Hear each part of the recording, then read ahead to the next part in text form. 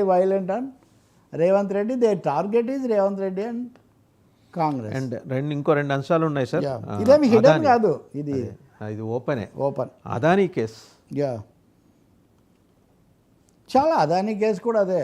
ఇప్పుడు ప్రక్షాళన, అవినీతి, కాంగ్రెస్ అంటే అవినీతి ఇవన్నీ చెప్పారు, కానీ అదానీ కేసు ఇవన్నీ పూర్తిగా మోదీ గారు బీజేపీ వచ్చిన 10 ఏళ్లలో పెరిగినటువంటి అదానీ ఫినామినా.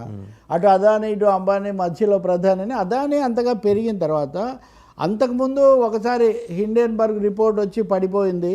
అంతకుముందు ఆస్ట్రేలియాలోనో శ్రీలంకలోనో ఆయన ఒప్పందాలు రద్దు. ఈ అన్ని సందర్భాల్లో భారత ప్రభుత్వం సైలెంట్గా ఉండడమో లేదా అదానీని గట్టెక్కించడమో చేసింది. కానీ అమెరికాలో మన తాజాగా వచ్చినటువంటి నివేదికతో సౌర విద్యుత్ కొనుగోలులో అవినీతి జరిగింది అని బలగుద్ది వాళ్ళు కోర్టులో కేసు కూడా పెట్టింది కూడా ఎఫ్బిఐ, అంతే కదా. ఎఫ్బిఐ అమెరికా గూఢచారి సంస్థనే కేసు పెట్టిన తర్వాత కూడా భారతదేశం స్పందించలేదు, సెకీ స్పందించలేదు, solar energy corporation of India SECI స్పందించలేదు, మోదీ ప్రభుత్వం స్పందించలేదు. పైగా మొన్న మోదీ సర్టిఫికేట్ ఇచ్చి వచ్చారు, అదేదో వాళ్ళు చూసుకోవాలి, మాకేం సంబంధం అని. బట్ అమెరికా కోర్టు తాజాగా తీసుకున్నప్పుడు దీని మీద భారత ప్రభుత్వం స్పందించాలి అని అడిగారు. మరి మనం బోఫోర్స్ గురించి మాట్లాడదాం, లేదా ఇంకొక దాని గురించి మాట్లాడదాం. మరి అదానీ గురించి మనం ఎందుకు ఇప్పటికి కూడా మాట్లాడడం లేదు? రేపు పొద్దున అక్కడి నుంచి నోటీస్లో లేకపోతే సమన్లో కూడా వచ్చిన బోఫోర్స్ తిప్పి కొడితే 64 కోట్లు, 62 కోట్లు. అది కూడా తర్వాత ఏదో అబ్జర్వ్ అయిపోయింది.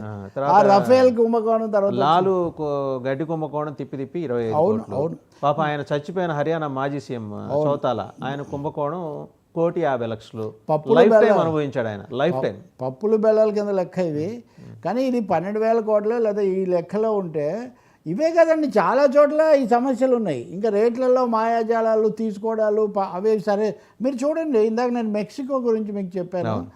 తాజాగా శ్రీలంక కొత్తగా వచ్చిన ఆయన అధ్యక్షుడు, మేము ఇంత డబ్బులు మేము కట్టలేము, విద్యుత్ ఇంత పెట్టి కొనలేమని అదానీకి చాలా సూటిగా బహిరంగంగా చెప్పారు. కానీ మనం మోస్తూనే ఉన్నాం.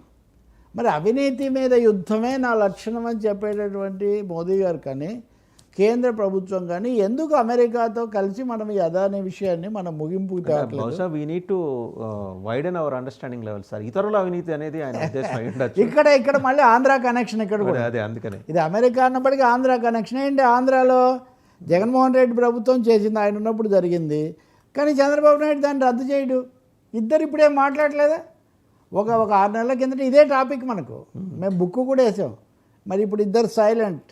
పిల్లి వచ్చి ఎలగా భద్రం, ఎక్కడి దొంగలు అక్కడే గప్ చీప్ అని అదాని గురించి వాళ్ళందరూ పెద్దవాళ్లే, కానీ ప్లేట్లో ఉన్న లడ్లు మాయమైపోయినాయి, సంథింగ్ లైక్ దట్. ఇప్పుడు అందుకని అదాని అవినీతిని ఆర్థిక మంత్రి మాట్లాడారు, పయ్యావుల కేశవ్ గారు దాని మీద మాట్లాడారు. అసలు ఆయన చాలా తమాషా. ఎందుకంటే దాని మీద కేసు వేసిందే 1457 పేజీలు సార్ ఆయన ఇచ్చిన ఇది.